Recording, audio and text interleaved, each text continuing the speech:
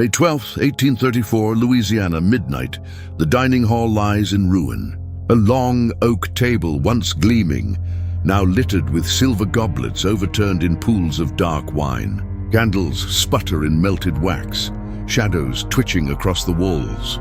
The stench hangs thick, vomit, sweat, and the unmistakable bitter sting of almonds. A woman screams, sharp, ragged, then vanishes into silence. They thought supper would be their triumph. Instead, it became their tomb. The camera drifts, slow, deliberate, to the servants' table. An empty chair. Clara's chair. Abandoned, waiting, heavy with absence. The sun pressed down heavy on the Louisiana cane fields, the air thick with heat and ash. Cicadas shrieked like 1,000 rattles in the trees. From the punishment posts, still slick with drying blood, the smell carried iron and sweat, a scent the enslaved could never escape. By the stables, a boy dragged a bucket across the dirt. His hands were cracked, raw from rope burns, his nails rimmed with earth. Isaac. He moved slowly, careful not to spill the water, though his eyes kept drifting toward the great house that loomed beyond the fields. A voice startled him. Boy! He stiffened. At the veranda's edge stood a woman wrapped in pale muslin, her spine as rigid as the cane stalks. Her lips pursed, her sharp eyes scanning everything and everyone. Miss Abigail, the mistress's cousin, unmarried, unloved, and cruel in her smallness. She carried a fan, though she never truly fanned herself. She used it to point, to judge, to strike when words did not suffice. "Did I not see you staring?" she asked. "No, ma'am," Isaac whispered. "You lie poorly." She tapped the fan against the railing. "Keep your eyes down. Your kind learns too much from watching." Isaac lowered his gaze, but inside something twisted. He had learned more from watching than from all the beatings Calhoun had ever given him. Watching was survival. The sound of footsteps in the dust drew Abigail's attention.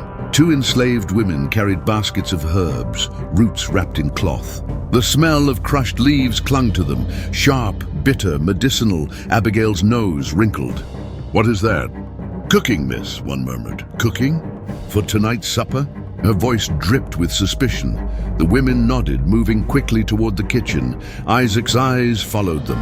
He recognized the older of the two, Elise, the healer. She was known to whisper in patois, to carry secrets in her hands. The other woman he barely knew. She kept her face lowered, careful not to meet Abigail's gaze. Abigail's lips tightened. She turned back to Isaac. "Something festers here. Do you feel it?" He dared a glance upward. Her eyes were narrowed, hunting. "I feel the heat, ma'am," he said softly. "Heat, yes, but more, like rot beneath the roses." She flicked her fan closed with a snap. "Mark my words, boy. Something is being prepared." Her voice dropped, conspiratorial, though no one else stood near. Not just supper. The words lingered, clung to Isaac like the damp of the swamp. He turned back to the stables, but his hands trembled. The cicadas shrieked louder, and the smoke from the cane fields drifted thicker, curling toward the great house. Inside, behind shuttered windows, pots already simmered, knives chopped against wood. Something darker than hunger stirred in the air. The day bent toward evening, and supper waited. The child was born in the shadow of the cane fields. Her first breath pulled through air, thick with smoke and sweat. They named her Clara. She was small, fragile-looking, with eyes that glimmered like wet stone. Around her neck hung a silver locket, tiny, dented, the last gift from her mother before she was sold to another plantation far away. Clara kept it always, fingers brushing it in the dark when no one could see. Her father stayed. A tall man with quiet strength, he labored in the fields, cutting cane until his hands split and bled. To Clara, his humming was a shield. Every night he sang to her, low and steady, a lullaby that fought against the crack of whips until the day the humming stopped. It was noon when Thomas Calhoun caught him. The overseer was a brute, his belly swollen with whiskey, his whip stained deep with rust-colored blood. He accused Clara's father of stealing cane syrup, a lie whispered into his ear by another who wanted favor. The punishment was swift, merciless. Clara was dragged by another hand to watch. Her small body trembled, but no one shielded her eyes. "Discipline," Calhoun slurred, lifting the whip high. "Discipline saves us all." The lashes fell like fire. Her father did not cry out, not once. His silence roared louder than pain. When his body finally collapsed into the dirt, Clara clutched her locket so tightly it cut her palm. She did not scream. She did not weep. Something inside her locked shut. From that day forward, Clara stopped crying. She stopped singing. The mistress of the house, Madame Geneviève, found the girl curiously composed. Geneviève was a Creole matriarch, wrapped always in silk and lace. She collected perfumes in crystal bottles, delicate things she lined along her vanity. Each carried a different note: rose, jasmine, amber. She fancied herself a woman of refinement. Geneviève lifted Clara from the quarters into the big house, making her a servant. "You are quiet," Geneviève observed one evening, watching Clara polish the silver. "Quiet is good. Quiet girls last longer." Her voice dripped with false kindness, the sort of gentleness that bruised as much as a blow. Clara bowed her head, her hands moving in small circles across the goblets. The silver caught the candlelight, reflecting distorted images of her own face. At night, Clara learned to listen. The house was alive with secrets, whispers of debts, of affairs, of plots against neighbors. Through walls and doors, she heard everything. Her silence became her weapon. But outside, Thomas Calhoun ruled the fields. He swaggered through rows of cane, with his whip coiled at his side, his eyes hunting for weakness. To the enslaved, he was the embodiment of cruelty. Never drunk enough to stumble, always drunk enough to strike. He tapped his whip handle against his palm as he spoke, a rhythm of dread. "Eyes down," he barked.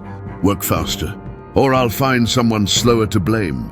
His shadow stretched long across the dirt, following Clara even into her dreams. It was an old field woman who broke the silence for Clara, Mambo Elise.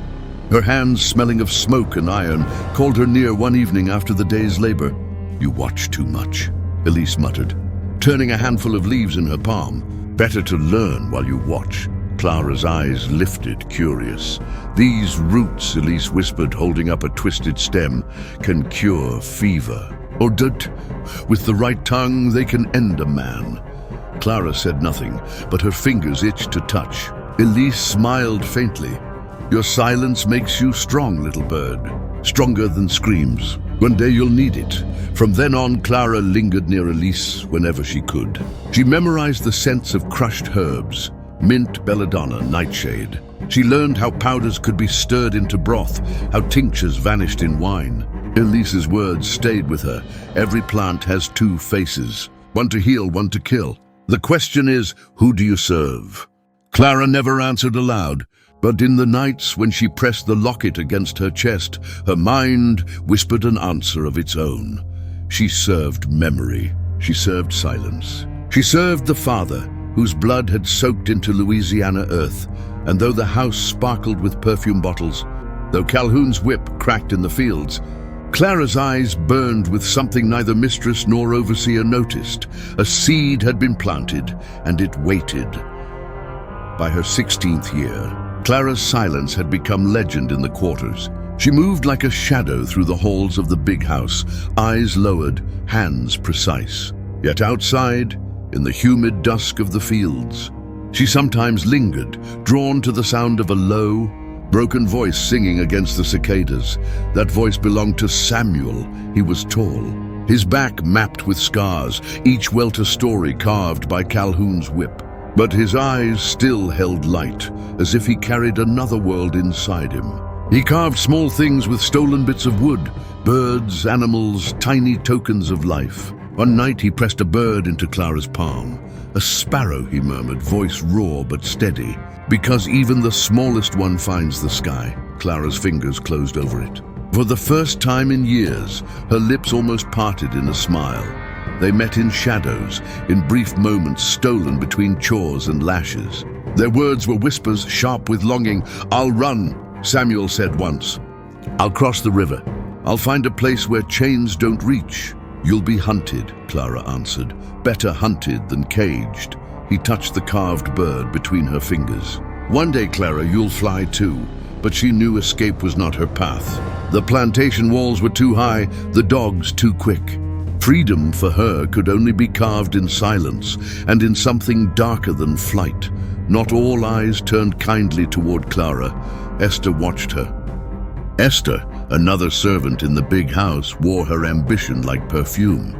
She mimicked Madame Genevieve's mannerisms, smoothed her apron as though it were silk, laughed at Abigail's cruel jokes. To Esther, favor was survival, and survival meant betrayal. One evening, as Clara polished the goblets, Esther leaned close. "You think the mistress loves you?" she hissed. "You're nothing but her shadow." "She'll sell you when she's bored," Clara said nothing. Her silence only deepened Esther's envy. The quiet girl with the locket seemed untouchable, even when she should have been small. So Esther turned her whispers toward Calhoun. She carried news of who lingered too long in the fields, who whispered in corners. When Samuel slipped Clara the bird, Esther's eyes caught it. She smiled faintly, already weighing the worth of that knowledge. Elise, the old healer, kept Clara close. Her hands were gnarled, her eyes like smoke. She spoke often in patois, muttering prayers over roots and leaves. "Nightshade for fever," she told Clara, placing black berries in her hand. "And for death, belladonna for beauty," Elise whispered another night, crushing purple flowers. "And for blindness, arsenic hidden in sugar." She tapped a small vial. "A grain can heal worms. A spoon can silence forever." Clara listened, memorized, never flinched. She learned the colors of poisons, as other girls learned the colors of ribbons. "Why do you teach me?" Clara asked once. Elise's eyes lingered on her, heavy with sorrow. "Because you do not cry. Because you do not sing.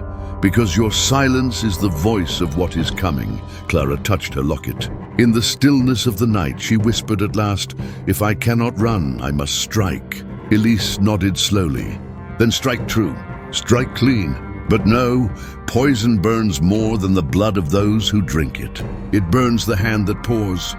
Clara held Samuel's bird in her palm, the carved wings pressing into her skin. She thought of flight. She thought of ashes. She thought of blood. In the shadows of the big house, Esther watched. Her smile was thin, her whispers ready. Calhoun's ear bent close whenever she passed, her words dripping like honey, hiding venom inside, and Clara, silent as ever, carried the locket at her neck and the bird in her hand. Two symbols, two fates, one memory, one dream. Between them, poison waited, patient as the dark. Night had fallen heavy, thick with swamp mist and the smell of molasses cooling in the vats. Lanterns flickered across the yard, throwing long shadows of the gathered enslaved. A murmur rippled through them. Samuel had been caught, the accusation, stealing sugar. But every man and woman knew the truth. Esther's sly whispers had wound their way to Calhoun's ear. And Calhoun needed no proof, only spectacle. Samuel stood bound to the post, his chest bare, his back already marked with old scars. His jaw was set, but his eyes sought Clara in the crowd. Calhoun swaggered forward, whip coiled in his hand. Whiskey shone on his lips when he smiled. "Thief," he drawled. "Thought you could taste what belongs to your betters. I'll carve the sweet right out of your hide." The crack split the night. Flesh tore, blood blooming in thin rivers. Samuel jerked but did not cry out. Again the whip fell. Again Clara stood at the front, pressed there by Genevieve's hand. The mistress's silk rustled as she leaned close, her perfume cloying. "He deserved it," Genevieve murmured, almost tender. "Discipline saves us all." Clara's breath caught. Her fingers tightened around the small bird Samuel had carved, hidden in her pocket. The wings bit into her palm until the skin split. She said nothing. The lashes continued. 10, 15, 20. Samuel's knees buckled, his blood dark against the post. Still, he stared at Clara as though giving her his strength. Calhoun paused only to drink. He wiped his mouth with the back of his hand, then turned to the crowd. "You see this?" His voice thundered. "This is what happens to thieves. This is what happens to dreamers." His eyes cut to Clara. A grin split his face. Cruel and glistening. "You," he barked. Pointing with the whip, Clara's head lifted, eyes meeting his. "You'll polish my boots with his blood if I tell you to." The crowd sucked in breath. The cicadas seemed to fall silent. Clara did not flinch. She did not speak. Her hand bled around the wooden bird. Isaac, small and trembling at the edge, whispered to those near him. She didn't look away, and they all saw it, the fire kindling in her silence, the storm behind her stillness. Calhoun brought the whip down once more, Samuel's body sagging forward, limp, nearly broken. The overseer spat into the dirt and tossed the coiled leather aside. Let him rot. He'll learn. 2 men dragged Samuel from the post, his blood painting the ground. The community watched in heavy quiet. Fear clamped over their tongues, but the silence was not empty. It carried weight. It carried promise. They had all seen Clara's eyes when Calhoun spoke. Something had shifted. The girl who never cried, never sang, now carried something sharper than grief, something waiting. The plantation kitchen pulsed with heat, smoke, and the clatter of knives. Pierre ruled there, a Frenchman gone to seed, his belly soft, his hands always sticky with wine. He cooked with wild flourishes, muttering to himself about sauces and roasts, recipes remembered from Paris as though he were still a grand chef and not a drunk exiled to Louisiana. Ah, the roast must sing, oui, he slurred, waving a cleaver dangerously close to his own wrist. Food is art. Food is life. Clara watched him in silence as she scrubbed the pots. His outbursts masked his carelessness. He drank so much he never noticed when Clara's hands lingered near the sugar canisters, when she studied which spice jars he left open, when she slipped one small vial beneath her apron. Not all shadows were so forgiving. In the evenings, Clara often crossed paths with Henrietta, a girl no older than 10. She had a voice like honey, always humming lullabies her mother had taught her. Her song wove through the air, soft as a thread, even when she carried buckets too heavy for her small arms. Clara, she whispered one night, tugging at her sleeve. Why you so quiet? Clara bent to her, brushing a curl from the girl's face. Because silence keeps secrets, Henrietta giggled. I don't like secrets. I'd like songs. Her lullaby floated into the dusk, a melody so innocent it ached. Clara touched the wooden bird in her pocket, feeling the weight of Samuel's gift. She wondered if Henrietta would live long enough to carve dreams of her own. In town, Father Augustin raised his hands over polished chalices, but his eyes betrayed him. He was a man split in two, confessor to the Plantation family, servant to God, yet haunted by what he saw behind closed doors. You must endure. Child, he told Clara when she once confessed little more than silence. God has a plan. Clara's voice was barely a whisper. What plan could God have for chains? He faltered, fumbling with his rosary. A plan beyond our sight, but Clara had already seen enough. His words floated like incense, too light to carry the weight of her pain. The plan began in shadows. One evening, while the house slept, Clara crept into Genevieve's chambers. The air was heavy with rose perfume, bottles glittering on the vanity. She reached for one, crystal, delicate, filled with amber liquid.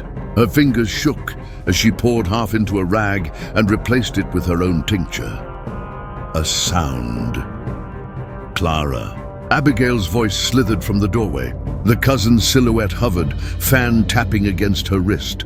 Clara froze, bottle poised. Her heart pounded loud as a drum. What are you doing? Abigail demanded. Clara lowered her eyes. Polishing, ma'am. Madame asked. Abigail lingered, suspicion sharp in her eyes. The silence stretched, cutting like glass. Finally, she sniffed and turned away. Do not linger. Shadows breed mischief. The moment passed. Clara exhaled, clutching the bottle to her chest. Later, in the slave quarters, Elise laid out the stolen powders. Nightshade berries crushed to pulp, arsenic scraped from rat poison. Belladonna distilled into drops. Each plant has two faces, Elise murmured, her voice weaving like smoke. We choose which one to show. Clara stirred a pinch into broth. Elise released a rat into the pot. The creature sniffed, ate. Minutes later, it convulsed, foam spilling from its mouth. Its body went still. Clara's hand trembled on the spoon. Elise's eyes gleamed. May it burn their blood, she whispered, placing her palm over Clara's. As they burned ours, the ritual grew with each night. Clara poured arsenic into the sugar canisters, mixing carefully, smoothing the surface so no one would suspect. She whispered Samuel's name under her breath as she worked, holding the wooden bird tight. Every step carried risk. Every step carried weight, and through it all, Henrietta's song drifted at the edge of the night, a child's lullaby against the drumbeat of revenge. By the time dawn broke, Clara had rehearsed the plan 100 times in her mind. The table would be set, the wine poured, the sugar sprinkled into desserts. They would taste sweetness, never suspecting bitterness beneath. Her silence had been her armor. Now it would become her weapon. The bird pressed against her palm, the locket pressed against her chest. Clara no longer dreamed of flight, she dreamed of fire. The supper table gleamed with silver and crystal. Candles trembled in tall holders, wax dripping like slow tears. Roasted meats steamed on platters, glazes shining in the flicker of flame. The air carried spice and smoke, but beneath it, hidden, faint, unmistakable, lay the bitter trace of almonds. Chains rattled somewhere in the night outside, a dull rhythm against the cicada's song. Clara moved among them in silence, placing plates with steady hands. Her face was unreadable, her eyes lowered. She poured wine, smoothed tablecloths, replaced goblets tipped too far. Her every gesture was practiced calm, yet inside her veins, fire churned. At the head of the table, Genevieve adjusted her bracelets, their silver clinking like little shackles. She looked at Clara with that cold smile she wore so well. "Ah, Clara," she said, "so obedient, unlike the rest. Discipline is what separates order from chaos." Calhoun chuckled, raising his glass. "Discipline," he echoed. His eyes glistened mean in the candlelight. "I gave your Samuel a lesson he'll never forget." He leaned closer to Abigail, voice loud enough for Clara to hear. "She watched, didn't you, girl? Eyes dry as bone. Maybe she learned something after all." Abigail smirked, tapping her fan against the table. "Perhaps she's too dull to understand. A mule doesn't weep when its harness is pulled. Neither does she." The laughter rippled, ugly and sharp. Clara bent, lifting a spoon from the floor, hiding her clenched jaw. Pierre staggered from the kitchen, tray in hand. "Custard, custard," he sang, cheeks flushed with drink. "For the sweet end to a sweet day." He slammed bowls down before them, careless as always. Clara's pulse quickened. The silver spoons rose. Porcelain clinked. The first taste passed their lips. For a heartbeat, the room was ordinary. Conversation rattled like dice. Calhoun boasting of shipments, Abigail gossiping about town, Genevieve lecturing on loyalty. The perfume of roses mixed with roasted duck, smoke from the hearth curling into the air. Then a cough, a hand pressed to a throat. Another cough, harsher tearing. Calhoun paused mid-boast, his face reddening. He wheezed, pounding his chest. "Wine," he croaked, reaching for his goblet. Genevieve dabbed her lips with a napkin, then frowned. "Is it warm in here?" Beads of sweat shimmered on her temples. Her hand shook as she reached for her bracelet. The bitter almond smell grew stronger, twisting with the candle smoke. Abigail shrieked as her spoon clattered to the floor. Her fingers clawed at her throat, her fan falling useless. "Something wrong," she gasped, eyes bulging. Calhoun staggered to his feet, but his legs buckled. Vomit spilled down his boots as he collapsed, clawing at the carpet. The room erupted. Pierre dropped another tray, glass shattering. Servants screamed. Candles wavered in their holders. Clara stood still, the wooden bird warm in her palm. Through the window, Samuel watched from the shadows, eyes wide with a terror edged by awe. One by one, they convulsed. Genevieve's bracelets rattled as she writhed, her perfume bottles shattering to the floor, glass glinting in the firelight. Abigail clawed her own skin until red streaks marked her arms. Calhoun gurgled, his face buried in vomit. His whip falling useless at his side, the empire of discipline crumbled in gasps and blood. Then, a sound that pierced it all. A child's hum. Henrietta. She had slipped in, unnoticed in the chaos, following the scent of custard. A spoon in her hand, custard on her lips. "Henrietta, no!" Clara's voice tore through the din for the first time in years. The girl's song faltered. Her small body shivered. Elise lunged forward from the shadows, seizing her, forcing herbs between her lips, chanting words older than the soil itself. But the poison was faster. Henrietta's lips trembled into the lullaby once more, fragile and fading. Her voice broke into silence as her body went limp in Elise's arms. The room was noise and fire and ruin. Yet Clara heard only that echo, Henrietta's last song, unfinished. She sank to her knees beside the girl, the wooden bird pressed to her lips. Tears burned, but she swallowed them, her voice steady as stone. "Now," she whispered, her eyes rising to the writhing bodies on the floor. "Now you know our pain." The fire snapped in the hearth. Chains rattled again outside. Inside, the laughter had ended forever. The plantation did not sleep that night. Candles burned until their wicks drowned, and the air was heavy with sickness and smoke. What had been a house of order became a tomb of chaos. Servants ran screaming. Horses broke free from their stalls. The sugar fields stood silent, watching. When morning came, the dead were gathered. Genevieve lay stiff in her satin chair, bracelets still gleaming on her wrists. Calhoun was found face down in his own bile. Abigail somehow still breathed. But her eyes were wide, unblinking, her lips whispering the same words again and again. The supper ghost. The supper ghost came for us.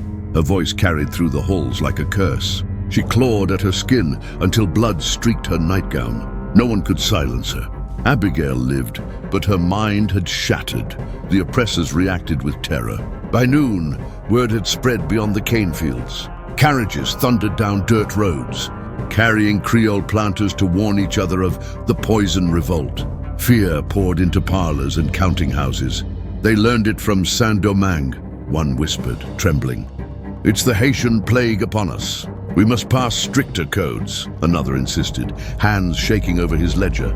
No gatherings after dark, no cooking unsupervised, no church meetings without a white man present. Terror made them crueler. Chains tightened, laws hardened, whips fell heavier. Clara's name was not spoken openly, but in secret they spat it like a warning. The girl who poisoned supper.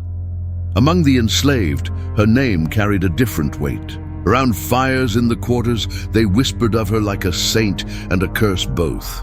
"Clara freed us with poison," Isaac whispered to the others, eyes darting. "She showed them our pain." But others shook their heads, voices heavy with grief. "Henrietta," an old woman muttered. "That child's blood lies with her too. Don't forget. Don't sing her praises too loud." The community was torn. Some prayed for Clara's spirit. Some cursed her. But none could deny that the plantation's silence was her doing. They came for her at dawn. Soldiers with muskets dragged Clara, Elise, and Samuel from the quarters. Their hands were bound, but Clara did not fight. She walked with steady steps, the carved bird pressed secretly in her palm. Elise hummed low, ancient words, her lips trembling, but her spine unbroken. Samuel's head was high despite the chains biting his wrists. They were hauled into the parish courthouse, a building of brick and pillars meant to echo order. Inside, whispers filled the benches. The town had come to see the poisoners. The judge thundered from his seat, his robes heavy, his gavel sharp. "This court convenes to try the crimes of murder and rebellion." Witnesses testified. Servants spoke of silver spoons and screams. Abigail was carried in, eyes wild, pointing at Clara with shaking hands. "She, the supper ghost. She brought the ghost." Her words dissolved into sobs. The court shifted uneasily. Pierre, dragged half-sober, wept as he swore he had tasted nothing wrong. "It was the custard," he muttered. "It was sweet, then bitter, then death." When the murmurs rose too loud, the judge slammed his gavel. Father Augustin stepped forward, rosary clutched in white knuckles. His voice trembled, yet his eyes burned with shame. "These souls are guilty of defiance," he said, "but it is a defiance born of cruelty long endured. Have mercy, end the cycle. Do not damn them to death, for they sought only the freedom God grants all men." The judge sneered. "Mercy? They slaughtered their betters at table. They poisoned the very bread of hospitality. No mercy stands for that." Samuel raised his voice, strong despite the bruises on his body. "I stole nothing. Esther framed me. They whipped me near dead, and you call that mercy? I will die free in my heart, if not my body. The court roared with outrage. Elise spoke next, her voice low but steady. They bled us for sugar. They broke us for gold. My poison was a prayer, Judge. A prayer for balance. The gavel crashed. Enough, the court delivers sentence. Samuel was the first. They dragged him to the square, ropes ready. The crowd pressed close, children on shoulders, vendors hawking peanuts as though it were a festival. His hands were bound, his back bare, scars gleaming in the sun. Any last words? The magistrate barked. Samuel's gaze found Clara. His lips moved silently, live. Then the rope snapped. His body swung, lifeless in the noon light. Elise's fate was fire. They lashed her to a stake, dry wood piled high. The priest begged them to spare her, but the crowd bayed for cleansing flame. She sang as the torch touched kindling, her voice rising even as smoke swallowed it. Her chant drifted upward. May it burn their blood as they burned ours. The fire consumed her. Her scream joined the crackle of wood. Last was Clara. They led her forward in silence, the carved bird hidden in her palm. Her face was calm, her eyes sharp. She stepped onto the platform without resistance. The judge's voice rang out, "Clara, you are sentenced to hang by the neck until dead for the crime of mass murder, rebellion, and the corruption of the natural order." The crowd leaned forward, hungry for her fear, but she gave them none. She lifted her chin. Her voice, clear and steady, carried across the square. "Freedom tastes bitter," she said, "but I drank it." The rope tightened.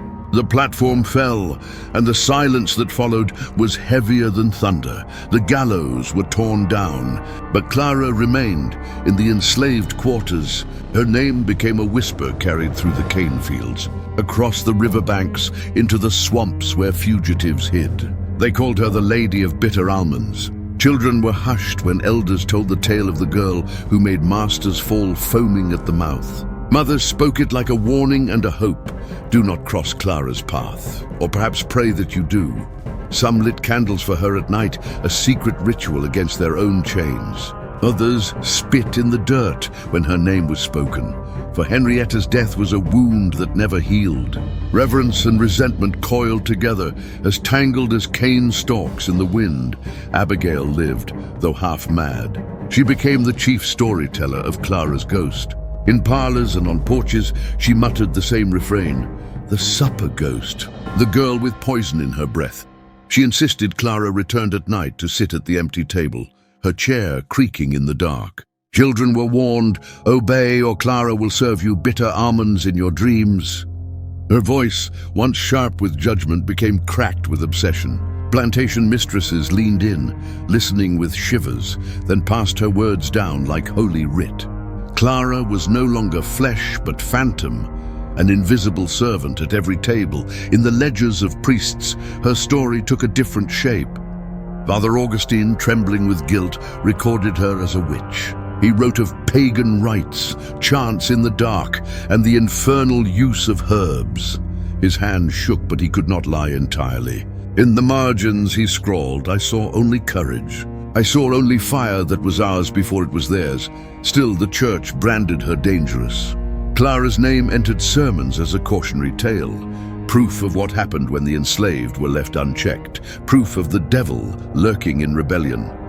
But beyond Louisiana, her tale took new form.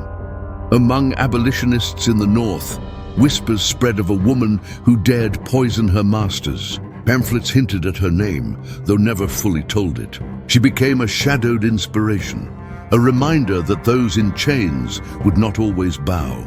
Across the sea in Haiti, sailors carried word of her to Port-au-Prince taverns. Their storytellers wove her into the living fabric of resistance. They said she was a daughter of the revolution, a spirit that had leapt across the waters from Saint-Domingue to Louisiana, carrying fire in her breath. Her poison became a parable, her silence a hymn. In their tales, she did not hang. She vanished into the cane fields, reborn as smoke and ash. Symbols endured. The small wooden bird Samuel had carved passed quietly from hand to hand. Children clutched it under blankets, believing it kept them safe. In time, its origin blurred, but still they whispered it was carved by love, and it carried freedom in its wings. Henrietta's lullaby survived too, but its sweetness soured. No longer a cradle song, it became a warning sung low at night. Hush now, little one, don't taste what they give. Mothers sang it with trembling voices, each note carrying grief for the child who sang her last breath in poison. Generations later, when fires of rebellion swept the South again, Clara's story returned like smoke in the rafters. Some said they saw her at crossroads at midnight, locket glinting, bird in her palm. Others said she walked barefoot in cane fields, humming Henrietta's lullaby. But whether ghost, witch, or hero, her truth remained untamed. Clara had broken supper. She had poisoned not only bodies but illusions, revealing the empire of chains could rot from within. The Lady of Bitter Almonds lived on, not in flesh, but in fear and fire both. History does not speak with one voice. It is a chorus of whispers, each one choosing what to forget. Was Clara a murderer, or was she a freedom fighter? The answer depends on who dares to tell the tale. For the masters, she was proof of savagery. They wrote her name as witch, as shadow, as a warning to keep chains tight and whips ready. To them, poison was not justice, but treachery at the supper table. For the enslaved, her story split the night. Some saw her as deliverer, striking down those who had struck them all their lives. Others cursed her for the innocent blood of Henrietta, the child who sang her lullaby into silence. Clara carried both crowns, the liberator and the cursed. In her silence, she forced a question no court could answer. What does justice mean when justice itself has been twisted by chains? A beating was discipline, a whip was mercy, a child's death was unfortunate, but poison broke the mask. Poison spoke the truth, and yet innocence bled with guilt. Freedom burned with loss. The cost of her vengeance was a child's song that would never be sung again. History remembers chains and fire, but forgets the taste of poison. It forgets how rebellion does not always roar. It sometimes seeps, silent, into a goblet of wine. Clara's truth remains in the space between memory and myth. A woman who refused to bow, a girl who drank bitterness and made her oppressors taste it too. And we are left to wonder, in her place, in her time, with her pain, would we have done any different? The supper table still waits in memory. Candles guttering, goblets overturned, chains rattling just beyond the walls. Clara stood there once, her hands steady, her silence heavier than any sermon. She chose, and history trembles still at what she chose. So we ask you, if you had Clara's choice, your oppressors feasting before you, laughter sharp as knives, poison hidden in your palm, what would you do? Would you forgive? Or would you burn it all down and let them taste the bitterness they poured upon you? This was the story of Clara of Louisiana, the Lady of Bitter Almonds. A woman made into legend, a ghost at the supper table, a name carried in whispers across generations. But legends fade unless they are told. If you believe history's darkest secrets deserve the light, if you believe the silenced deserve a voice, then do not let Clara's story vanish into dust. Subscribe to this channel, share this tale, press like, not for glory, but to keep memory alive, because stories like Clara's are more than history. They are warnings, they are mirrors, and they are questions only we can answer.